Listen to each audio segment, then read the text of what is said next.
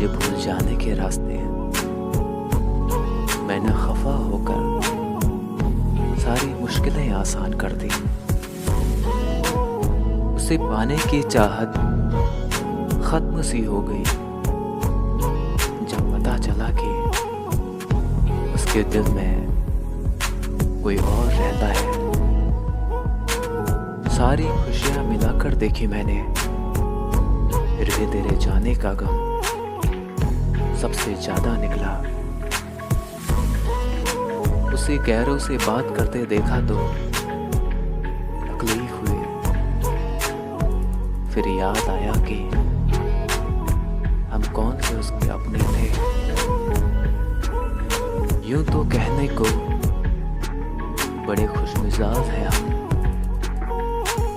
लेकिन रुला देती है अपनों की प्यार की हसरत कभी कभी। गैरों से पूछती है तरीका निजात का, अपनों की साजिश से परेशान जिंदगी।